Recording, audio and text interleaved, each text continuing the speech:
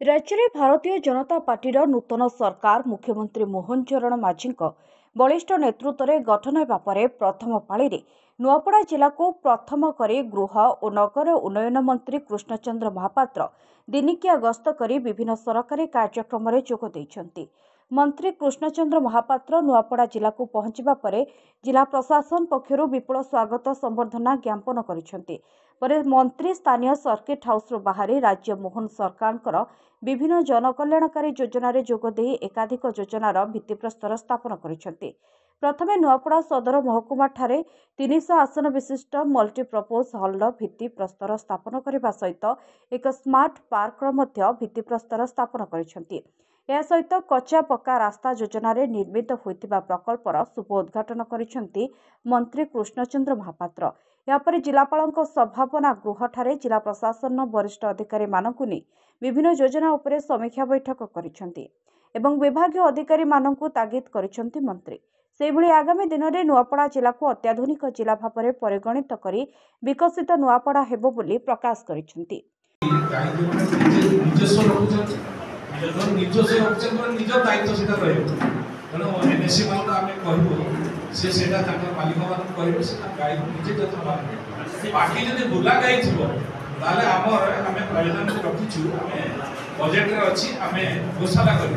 विभिन्न जगह गोशाला गोशाला गोमातार जत्न नि बहुत कथा बजेट में अच्छी कहना संभवपर है ना कारण बहुत लंबा 2 घंटा लगे माननीय मुख्यमंत्री जो बजेट उपस्थापन करते देखिए घंटे को अर्धे लगे आहरी बहुत समय लगे तेणु से प्रावधान अच्छी गोशाला आम करूँ सरकार रही विभिन्न जिले में गोशाला कर व्यक्तिगत जगह थी सचेतन करेंगे व्यक्तिगत भाव में जो गाई रखे सचेतन बजेट जोगुड़ा बुलूवे बुला गाई बुला गोरु मान गोशाला प्रावधान रखिए। केंद्र सरकार जो बजेट आनले से ओडिशा उपकार जमी बिहार को स्वतंत्र पैकेज दियाला आपनकर आंध्र को दियाला ओडिशा का स्वतंत्र पैकेज दियाला नाही आपण सेटा भलो कि जति केतल देखि आपन देखि देबी मु आउथरे आनले आपन चाइबे व्यक्तिगत भाव देखिबी गत थर केंद्र सरकार ओडिशा को केते रेलवे बजेट रे दैथिले आपन बजेट को जानथु सबुठ अधिक पैसा देखिबे आपन ओडिशा पाइछि जदि हिसाब को नै आसीबे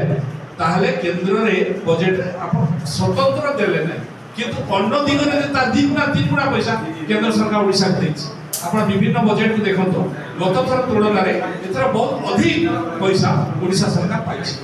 आपण अन्य आडे बुले कि पैसा मिलछि।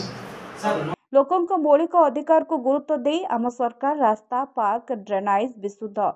पानीय जल सहरी उन्नतीकरण करने मोहन सरकार गुरुत्वर सहित नेउछन्ति बोली प्रकाश करिसेंति। ओडिशा रे मोहन माझी सरकार केंद्र रे नरेंद्र मोदी सरकार डबल इंजिन सरकार गठन होईछि डबल स्मृति रे मध्य काम हेबो एतरे कोनोसी संदेह नाही बोली मंत्री दृढ़ोक्ति प्रकाश करिसेंति। ओडिशा नॉर्थ ईस्ट सातटा राज्य रो विशेष व्यवस्था केंद्र सरकार करुछन से कहले बिहार को ज्यादा पैसा दिया गला 15,000 कोटी बिहार को दिया किंतु राज्य केंद्र सरकार गोटे निष्पत्ति कारण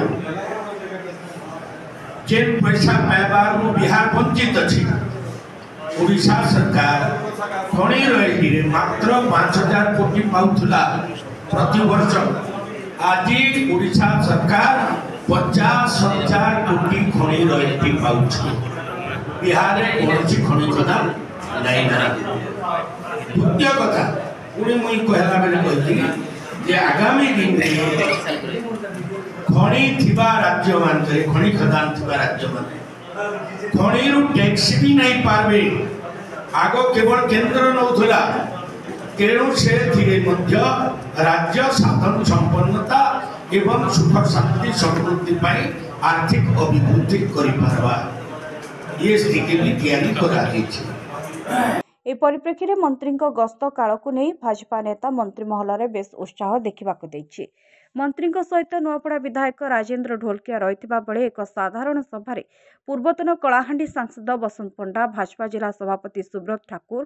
खड़ियाल पूर्वतन विधायक Hitesh Kumar Bagarti Nuapada Khariar road NSC chairman Mohammad Adam एवं सोनिया जैन प्रमुख उपस्थित रही। नुआपड़ारू परमेश्वर मेहर रिपोर्ट सबुदिन टीवी।